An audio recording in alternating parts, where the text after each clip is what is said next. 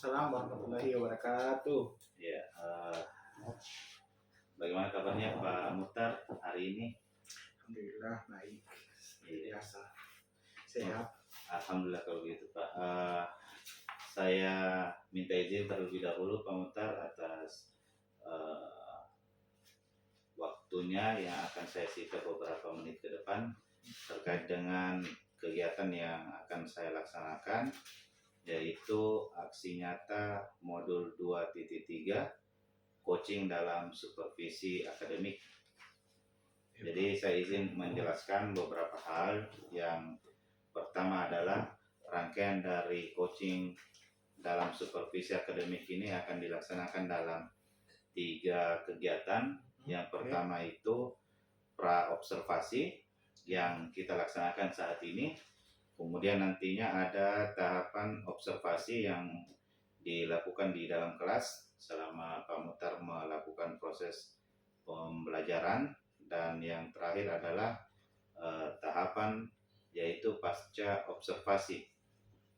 Ya, jadi pada kesempatan hari ini kita akan bahas sedikit apa-apa yang dilakukan dalam tahapan pra-observasi ini. Jadi tujuan dari pra-observasi ini merupakan bagian dari aksi nyata modul 2.3 coaching dalam supervisi akademik, di mana saya selaku calon guru penggerak Angkatan 7 Kota Makassar akan menyampaikan beberapa hal melalui alur Tirta, di mana tadi saya sudah sampaikan bahwa tujuan dari kegiatan ini yaitu untuk kegiatan aksi nyata modul 2.3. Kemudian yang ingin saya tanyakan Pak Muhtar, mata pelajaran apa yang diampu Pak Muhtar?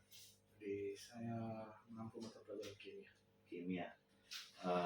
Ya, jadi mata pelajaran yang diampu adalah mata pelajaran kimia. Pelajaran kimia. Untuk jenjang kelas berapa Pak Muhtar? Saya mengajar di 2 jenjang, yaitu kelas 10 dan kelas 11. Tapi saya lebih banyak di kelas 11 ya. Kelas 11 ya. Oke. Ada beberapa hal yang biasanya dilakukan oleh seorang guru, khususnya dalam tahapan-tahapan pengajaran, ya Pak Muhtar. Yang pertama itu adalah bentuk perencanaan, kemudian pengajaran dan asesmen. Ya. Nah, yang Pak Muhtar akan ajarkan dalam pekan ini materi tentang apa Pak Muhtar? Jadi untuk pekan ini saya itu sudah sampai di materi laju reaksi. Materi laju reaksi. Jadi kebetulan karena ini sudah sampai di pertemuan yang keempat, jadi sudah mau masuk di pertemuan terakhir, saya sampai di materi laju reaksi dengan subtopiknya, yaitu adalah faktor-faktor yang mempengaruhi laju reaksi. Ya, berarti terkait dengan laju reaksi. Bisa tahu tujuan dari pembelajarannya itu apa Pak? Jadi tujuannya itu simpel sekali. Itu siswa dapat mendeskripsikan faktor-faktor apa saja yang mempengaruhi laju reaksi, atau yang faktor-faktor yang mempengaruhi cepat lambatnya berlangsungnya suatu reaksi kimia. Ya, jadi begitu Pak.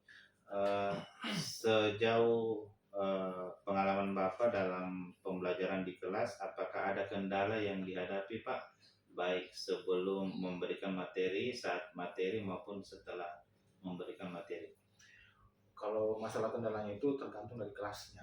Jadi ada kelas-kelas yang memang perlu ekstra persiapan, ada kelas yang memang tanpa stimulus bagaimanapun mereka sudah siap untuk mengikuti pembelajaran. Jadi tergantung juga dari kondisi kelas itu sendiri, bagaimana peserta yang kita hadapi di kelas tersebut. Iya. Oke. Caranya Pak Muhtar dalam mengatasi masalah tersebut dengan variasi permasalahan dengan objek yang berbeda bagaimana Pak? Oke. Setelah saya melakukan yang namanya di asesmen diagnostik tentang kesiapan belajarnya, saya dapat menyimpulkan bahwa di kelas-kelas itu terjadi beragam gaya belajar. Jadi saya dalam mengembangkan pembelajaran itu saya lebih berdasar ke situ supaya bisa mengefektifkan waktu, mengefektifkan waktu dan juga mengaktifkan peserta didik dalam mengikuti pembelajaran. Ya, jadi karena besok itu saya akan mengajar di kelas 11.3, ya. Kelas 11.3 itu adalah kelas yang paling adem, paling bagus mengajar di situ karena faktor kesiapannya sendiri. Jadi memang dari faktor anak-anaknya yang tanpa kita memberikan stimulus yang bagaimanapun, mereka sudah yakin dia akan siap dan antusias untuk mengikuti pembelajaran. Oke, saya tertarik sekali tadi Pak dengan asesmen diagnostik. Apakah asesmen diagnostik ini dilaksanakan di awal semester atau dilaksanakan tiap bab yang akan dipelajari oleh siswa? Kalau diagnostiknya tentang kesiapan belajarnya, gaya belajarnya itu dilaksanakan satu kali saja, itu di awal semester atau di awal tahun pembelajaran. Tapi kalau untuk mengetahui seberapa tingkat pemahaman materinya, maka saya juga sering melakukan yang namanya diagnostik kognitif. Itu bagaimana pemahaman siswa tentang materi yang telah lalu, materi sekarang, dan juga materi yang akan kita hadapi nanti. Dari situlah maka dapat dikelompokkan bahwa siswa itu punya kemampuan di atas rata-rata, kemudian rata-rata atau yang reguler, dan siswa yang ada di bawah rata-rata. Nah, kalau kita sudah ketahui hal seperti itu, maka sangat mudah dalam mengembangkan pembelajaran di kelas, karena kita bisa memotivasi siswa dengan kemampuannya masing-masing, dengan menyelaraskan yang namanya tujuan pembelajaran. Iya. Jadi secara jelas tadi sudah disampaikan oleh Pak Muhtar bahwa sebelum menjalankan proses pembelajaran dilakukan diagnostik asesmen atau asesmen diagnostik. Ya, asesmen diagnostik kognitif juga. Ya. Nah, itu tadi sebelum pembelajaran ya Pak? Iya, sebelum pembelajaran. Jadi kita untuk mengetahui sampai sejauh mana pemahaman siswa itu terhadap materi yang telah kita laksanakan, yang akan kita laksanakan, yang sedang kita laksanakan, dan yang akan datang. Iya, oke. Terkait dengan persiapan pengajaran Pak Muhtar itu sendiri, apa yang Pak Muhtar rencanakan terlebih dahulu sebelum masuk ke kelas? Dalam hal ini tahapan perencanaan. Yang pertama-tama itu karena besok itu saya belajarnya dengan sistem belajar kelompok, karena ini adalah merupakan proyek mata pelajaran. Jadi ada produk yang akan kita hasilkan. Sebenarnya kalau kita mau produknya itu diferensiasi produknya bisa, tapi kali ini saya akan menggunakan diferensiasi prosesnya. Iya, diferensiasi prosesnya dengan menghasilkan satu produk yang sama. Jadi untuk mengajarkan topik faktor-faktor yang pengaruh reaksi itu, saya menggunakan satu media produk yang namanya logbook. Ya, jadi laporan dalam bentuk buku yang bisa berisi tentang gambar-gambar, kemudian bisa berisi tentang tulisan yang diambil dari berbagai media. Siswa itu bisa tergantung dari gayanya, ada bisa menonton video untuk mendapatkan materi itu, tapi nanti itu akan dalam bentuk tulisan. Ada yang bisa melihat gambar-gambar, dan ada yang bisa menggambar, ada yang mau menggambarnya, ada yang bisa mendengarkan dari mana saja. Jadi, tapi hasilnya itu tetap mereka tuangkan dalam tulisan yang akan ditempel dalam lap itu sebagai isinya. Iya, dan itu persiapannya, tapi itu yang akan saya rencanakan. Untuk persiapannya itu pertama-tama saya membuat yang namanya LKPD-nya dulu, atau kasarnya adalah LKS-nya, supaya sebagai panduan dalam melaksanakan kegiatan pembelajaran di kelas. Ya, itu yang pertama. Kemudian yang kedua yaitu setelah LKPD itu saya akan membagikan kepada siswa 2 atau 3 hari sebelum kegiatan pembelajaran, supaya siswa itu bisa mempersiapkan alat tambahan apa yang digunakan untuk melaksanakan proyek mata pelajarannya itu. Iya, jadi siswa sudah dan saya selalu mengatakan satu kata kunci untuk mengikuti materi ini adalah ketersediaan alat tambahan yang akan digunakan. Itu kata kunci. Jangan pernah Anda berani masuk di kelas kalau masih ada alat tambahan yang tidak tersedia. Ya, jadi hanya kelompok yang sudah lengkap saja yang ada di depan. Kalau tidak lengkap silakan mencari sambil lengkap. Jangan memulai kegiatan kegiatan untuk praktik proyeknya dulu. Begitu. Ya, jadi tadi menyediakan LKPD-nya, kemudian pembagian kelompok, Ya, begitu Pak ya? pembagian kelompok itu saya bisa lakukan 1 minggu sebelumnya. Jadi mereka sudah tahu, dan itu acak, tidak menetap kelompoknya bahwa kelompok ini akan berlaku untuk kegiatan minggu depannya. Jadi kelompok itu berlaku dalam 1 kali proyek. Satu Satu kali ya. kegiatan. Satu Supaya kali mereka kegiatan. bisa saling mengenal di antara teman-temannya. Jadi mereka berbaur tidak akan memilih-milih teman dan tidak akan bekerja sama dengan orang-orang yang sama dalam setiap tugas-tugas. Jadi ada semacam dinamika kelompok begitu dalam kelas Pak ya. Ya. Tadi sudah disampaikan tahapan perencanaan dari pengajaran Pak Muhtar. Nah, bagaimana tahapan pengajarannya di kelas Pak? Karena tadi saya lihat ada kata kunci, ada pembelajaran diferensiasi yang akan diterapkan. Dalam hal ini diferensiasi proses dengan produk yang sama. Oke. Bagaimana yang pertama itu karena jauh-jauh hari sudah ada kelompok belajarnya. Jadi begitu kita akan masuk ke dalam pembelajaran, maka yang pertama-tama saya lakukan adalah mengkondisikan dulu kesiapan mereka dalam mengikuti pembelajaran. Jadi sudah pasti mereka itu akan duduk dengan kelompoknya masing-masing tanpa saya ulangi lagi. Atau saya kadang menayangkan saja di atas papan itu, di atas TV monitor itu kelompoknya, dan mereka akan duduk dalam kelompok masing-masing. Itu yang akan saya lakukan pertama-tama. Terutama kalau di dalam kelompok masing-masing, maka kita lanjutkan dengan berdoa, dan setiap ketua kelompok itu diminta untuk melaporkan anggotanya yang tidak hadir pada waktu itu. Jadi setiap ketua kelompok, ya kita tidak perlu absen dari satu persatu, cukup kalau sudah dalam kelompoknya silahkan yang menjadi ketua kelompok laporkan, oh si Anu tidak hadir dengan alasan seperti ini. Nah setelah itu karena sudah ada KPD-nya, kalau sudah siap kita saya kali ini saya tidak membuat kuisis di bagian awal atau apa, karena ini adalah proyek, dan pasti ketika saya menyampaikan proyeknya pada beberapa minggu sebelumnya itu atau 1 minggu sebelum kegiatan pembelajaran, pasti mereka sudah mencari.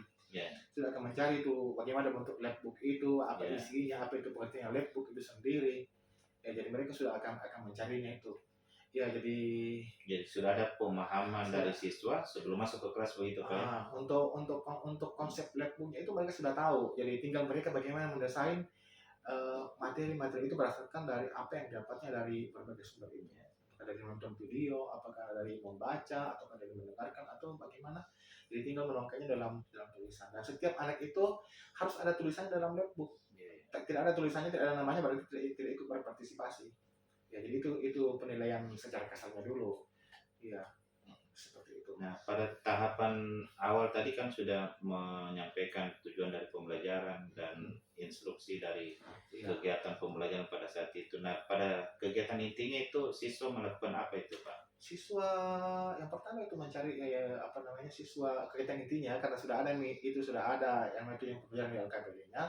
Saya rasa itu tidak perlu disampaikan lagi, karena sudah tertuang di dalam LKPD, ini akan kita capai loh, setelah ini akan kita lakukan langkah-langkahnya seperti ini. Ya begitu kita masuk kegiatan inti, maka siswa akan mencari, browsing bagaimana, apa kira-kira maksud dari tuntutan dari LK itu. Ya ada pertanyaan-pertanyaan di situ. Ada pertanyaan-pertanyaan di situ yang merupakan tagihan yang harus dicapai oleh siswa dalam merupakan kriteria dari isi labbook itu.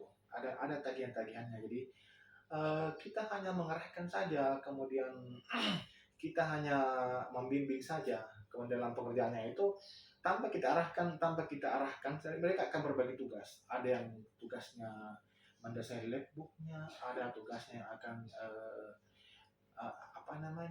mencari materinya, ada yang tugasnya menulis, ada yang tugasnya memfinishing labbooknya itu. Kemudian pada bagian akhir setelah labbook ini selesai, sudah siap untuk dipresentasikan, maka setiap kelompok akan ke depan mempresentasikan labbooknya masing-masing. Ya, jadi ada kolaborasi di antara siswa. Iya. Makanya dimensinya itu ada kreativitas, ada gotong royong, dan juga ada bernalar kritis.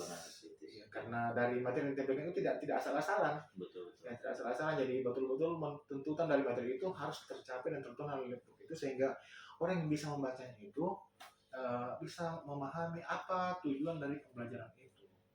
Jadi kalau kasarnya itu labbook itu adalah bentuk apa bentuk nyata dari Canva. Hmm. Kalau Canva kan kita bisa Betul, mendesain betul. memindahkan objek-objek ke dalam kanvas, tetapi kalau laptop itu kita memindahkan mendesain objek, melukis, menggambar, menulis itu dan tuangkan dalam laptop. Iya, iya. Iya, Jadi kasarnya apa yang dibuat oleh siswa dalam bentuk labbook ini merupakan salah satu contoh dari bentuk media nyatanya, pembelajaran yang iya. bentuk konkret ya Pak. Iya, bentuk konkret dari Canva itu. Iya. Kalau kita menggunakan digital, karena kenapa saya bisa bikin seperti itu? Karena di kelas yang saya tempati sebagai kelas moving itu terkadang terkendala masalah jaringannya. Jadi kalau saya menggunakan Canva untuk kelompok ini maka bisa dikerjakan oleh satu orang. Iya.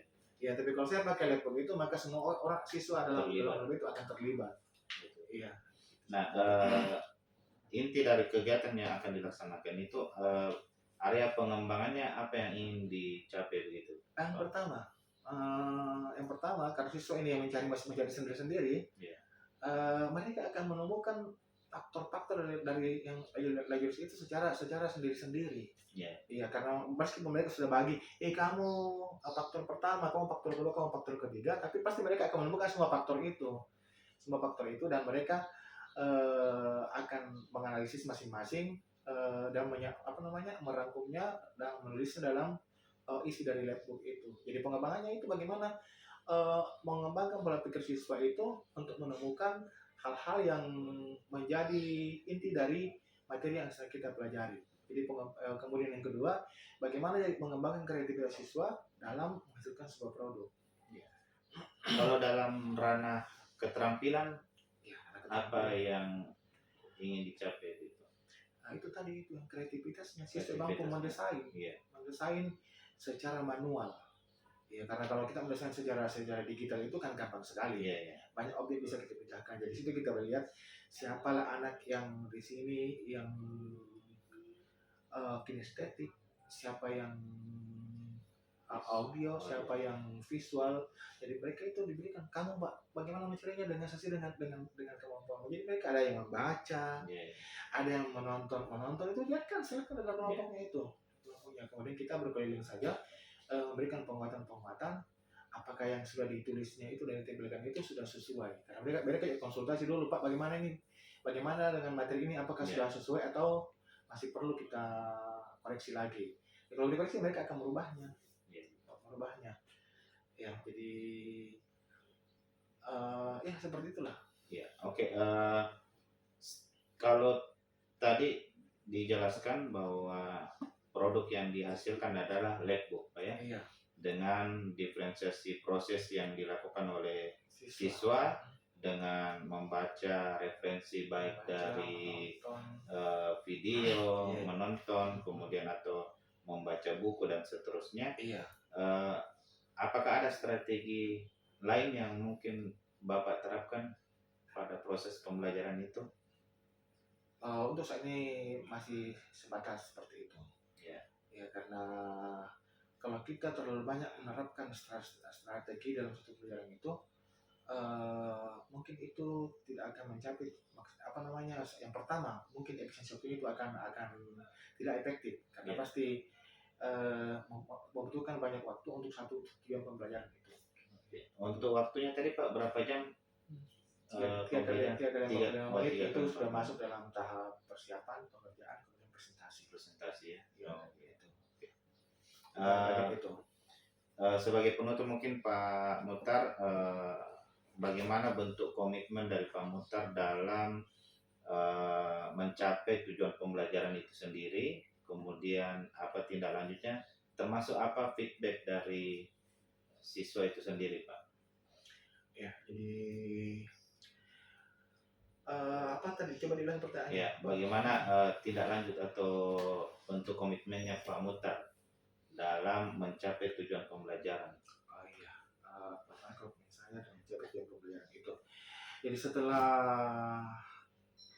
siswa ini bekerja dalam kelompok, maka saya akan melakukan asesmen individu pada bagian akhirnya.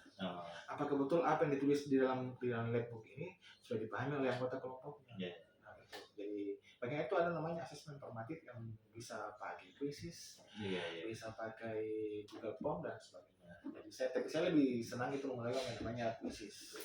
Di samping interaktif juga itu akan siswa menjadi lebih aktif ya analisis itu. Karena ini materinya materi ringan, tidak perlu kita terlalu memutar otak untuk menyelesaikan tujuan pembelajaran ini, maka diberikan kesempatan untuk berekspresi, untuk menuangkan kreativitasnya. Karena tidak ada rumusnya, tidak ada hitungannya, tidak ada angka-angka di situ. Jadi cukup mereka dengan membaca, melihat gambar, menonton video, mereka sudah tahu bahwa faktor-faktor ini adalah faktor yang paling disebut belajar refleksi. Kalau bentuk tanggung jawab dari siswa itu sendiri Pak, dalam bentuk presentasi ya Pak? Iya, presentasi dan ini isinya. Setiap siswa itu ada namanya, ada lembaran yang ditempel di dalam laptop. Jadi setiap siswa setelah mengerjakan harus paham ya Pak dengan materi yang sudah mereka buat. Iya, jadi kalau kita dulu menggunakan metode jigsaw namanya, maka setelah dari kelompok ahli, setelah semua kelompok ahli itu berpindah ke semua kelompok ahli sudah berpindah ke kelompok sasaran itu, maka akhir pada ini semua kelompok akan mengerti dan maksud itu. Jadi kurang lebih sama seperti itu. Meskipun ini tidak bukan metode jigsaw atau metode apa, tapi ini mereka akan saling menguatkan karena ada namanya penilaian kelompok. Ya, jadi dan ini juga bisa dikolaborasikan dengan yang menggunakan istilah model pembelajaran number head together atau NHT. Iya, bisa setelah itu kita baris per kelompok dan kita bikin 5 atau 10 pertanyaan dan kita tunjuk nomor berapa yang akan menjawab setiap kelompok itu. Dan mereka harus yakin bahwa semua anggota kelompok itu harus paham ada di situ. Karena pasti dia akan malu kalau kelompoknya yang angkatannya itu ditanya dan tidak bisa memberikan jawaban yang kita harapkan. Iya. Jadi bisa kita kolaborasi, hasilnya bisa kita pakai itu, bisa kita menggunakan juga number head together untuk pembuatannya. Tapi kita dari sintaknya dulu harus ikuti itu NHT itu. Betul. Jadi sangat menarik Pak, dari tahapan praobservasi ini terkait dengan rencana-rencana yang akan diterapkan oleh Pak Muhtar dalam proses pembelajaran dengan materi laju reaksi Pak ya. Laju reaksi ya. Bagi faktor-faktor untuk di kelas 11-3. Jadi pada kesempatan hari ini saya ucapkan banyak terima kasih Pak untuk sama-sama Pak kegiatan praobservasi kelas, dan selanjutnya kegiatan berikutnya adalah tahapan observasi yang akan dilaksanakan di dalam kelas kimia yang diampu oleh Pak Muhtar. Ya. Jadi sampai ketemu di dalam kelas Pak, dalam coaching, dalam proses coaching dalam supervisi akademik. Sekian dari saya. Assalamualaikum warahmatullahi wabarakatuh. Terima kasih Pak Muhtar. Waalaikumsalam warahmatullahi wabarakatuh.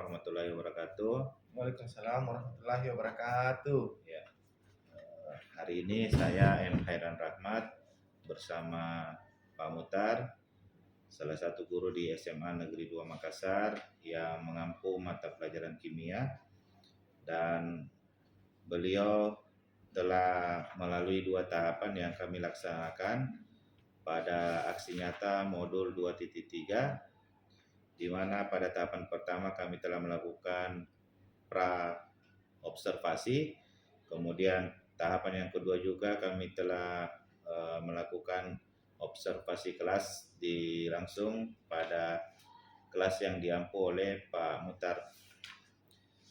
Pada hari ini kita akan melakukan tahapan yang terakhir, yaitu pasca observasi kelas bersama dengan Pak Mutar. Bagaimana kabar Pak Mutar? Alhamdulillah baik Pak. Ya, alhamdulillah. Ya, menindaklanjuti hasil dari observasi kelas yang telah Pak Mutar laksanakan beberapa hari yang lalu. Ada beberapa hal yang ingin kita diskusikan pada kesempatan hari ini. Iya Pak. Jadi sebelum kita mulai, apakah ada yang Pak Mutar ingin sampaikan terkait dengan pengajaran yang dilakukan di kelas beberapa hari yang lalu terkait dengan materi laju reaksi kimia? Oke Pak, terima kasih atas kesempatannya untuk mereview hasil pembelajaran saya yang telah saya lakukan kemarin. Ya, jadi saya kemarin itu Pak telah membahas tentang laju reaksi dengan topik faktor-faktor yang mempengaruhi laju reaksi dengan menggunakan media labbook. Pada kesempatan itu karena siswa sudah terbiasa bekerja kelompok, jadi dalam pengaturan kelompoknya itu tidak ada masalah lagi. Jadi mereka langsung duduk dengan kelompok masing-masing sesuai dengan yang telah ditetapkan bersama. Kemudian mereka juga telah menyiapkan alat tambahannya, karena itu merupakan passwordnya. Syarat untuk masuk kelas itu harus ada alat tambahannya kalau kita akan melaksanakan proyek. Jadi yang menjadi masalah di situ, terkadang anak-anak itu masih terkendala pada saat pemilihan konten apa yang akan ditampilkan di dalam labbook itu, sehingga menghasilkan sebuah karya yang betul-betul mewakili dari tujuan pembelajaran yang diharapkan. Ya. Jadi itulah tadi beberapa hal yang menjadi catatan dari Pak Mutar. Nah, ada beberapa hal yang saya temui Pak, dan saya lihat apa yang ditampilkan pada kesempatan hari ini berupa produk yang dihasilkan oleh siswa yang merupakan produk dari materi laju reaksi kimia.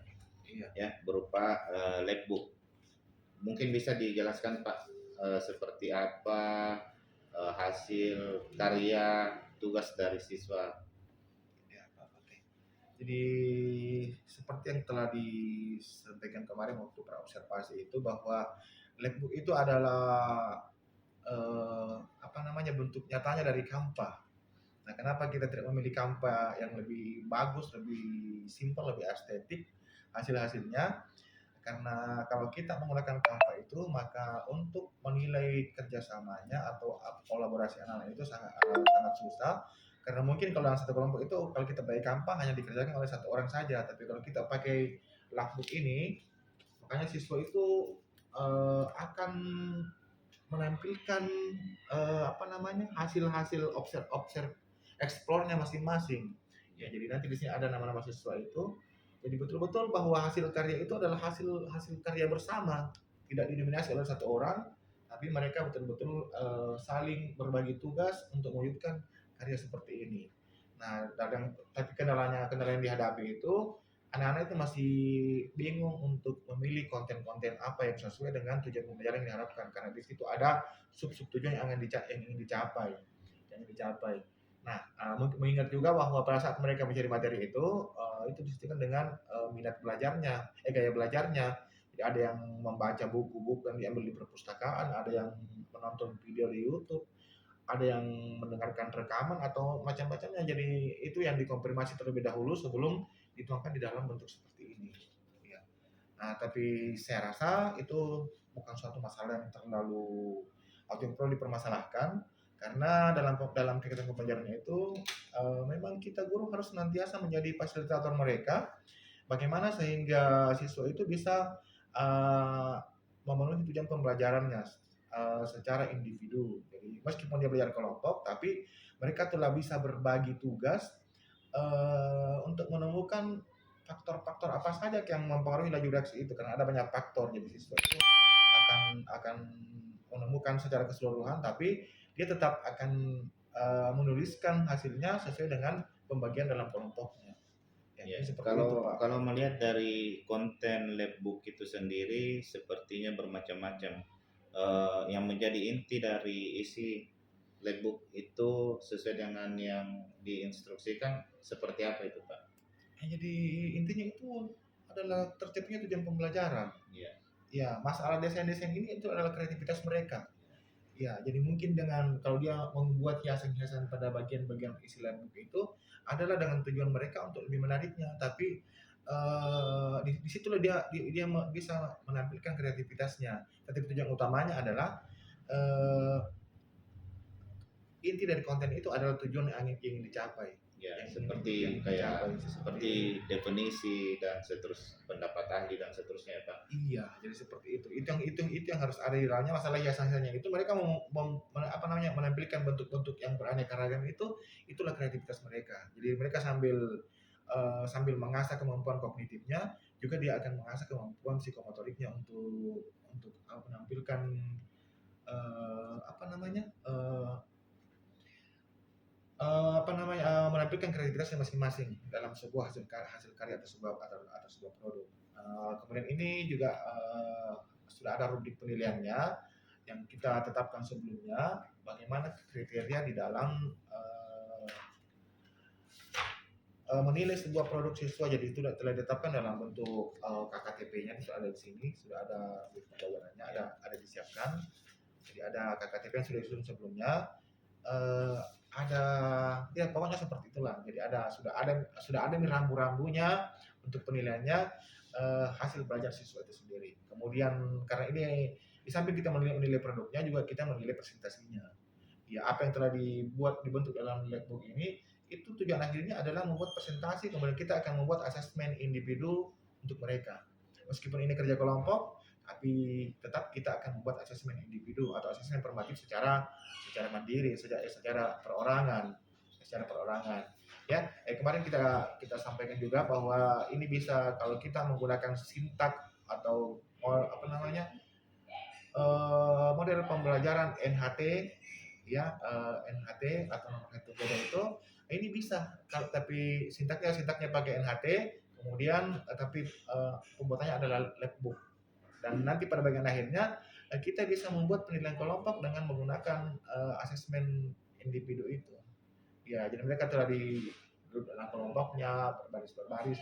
Ya, tapi kali ini saya tidak menggunakan hal seperti itu, menggunakan asesmen online yang berupa krisis atau Google Form.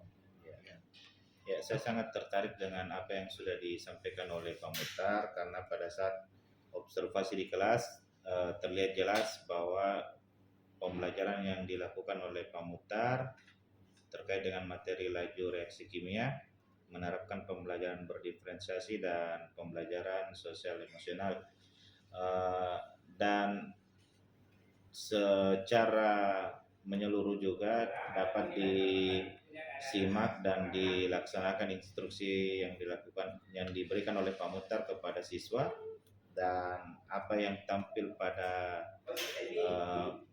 hari ini merupakan produk dari siswa dalam bentuk labbook ya. Dan Pak Muhtar juga sudah melaksanakan asesmen kepada siswa ya Pak. Ya. Jadi penilaiannya itu juga dilakukan baik secara individu maupun secara berkelompok ya, sesuai dengan hasil produk yang dihasilkan. Selanjutnya Pak, yang terakhir saya ingin tanyakan terkait dengan rencana tindak lanjut dari pembelajaran yang Pak lakukan seperti apa yang diberikan kepada siswa. Oke, jadi sebelum saya menjawab itu tindak lanjutnya, jadi saya tadi ada kelupaan sedikit. Ya. Jadi untuk penilaian lab ini merupakan penilaian kelompok, ya. Jadi ada rubriknya. Kemudian penilaian formatif itu adalah penilaian individu yang terjadi yang pakai khusus. Untuk rencana tindak lanjutnya, baik untuk mata pelajaran saya sendiri, mungkin juga untuk mapel lain yang ingin menerapkan hal yang sama.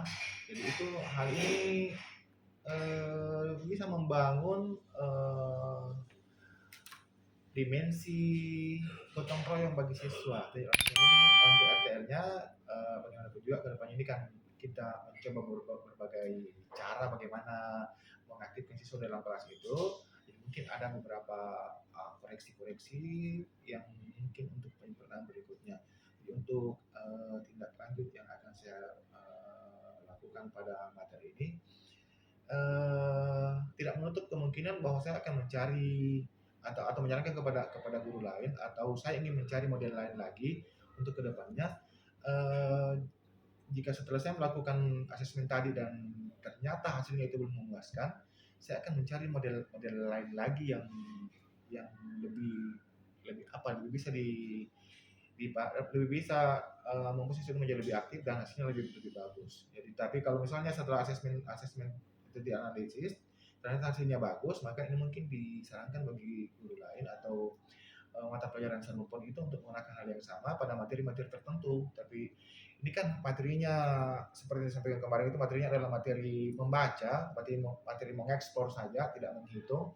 Jadi ini sangat cocok untuk dilakukan dalam kerja kelompok atau membuat produk, karena siswa akan menjadi lebih aktif dibanding dengan materi yang ada hitungannya. Kalau ini ada hitungannya dan tidak cocok, karena di situ peran guru sangat diperlukan untuk memberikan penguatan kemudian penjelasan bagaimana sehingga siswa itu mampu memahami materi dengan mudah.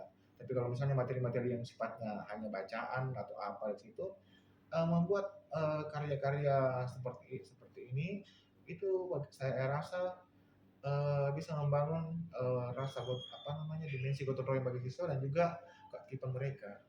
Ya, kalau melihat mulai dari perencanaan pengajaran hingga asesmen, persentase ketercapaian dari ketiga hal tersebut menurut Pak Muhtar sudah berapa persen, Pak? Saya belum selesai menganalisis itu hasil asesmennya, tapi kalau dilihat dari keaktifannya itu bisa di atas sampai 85%.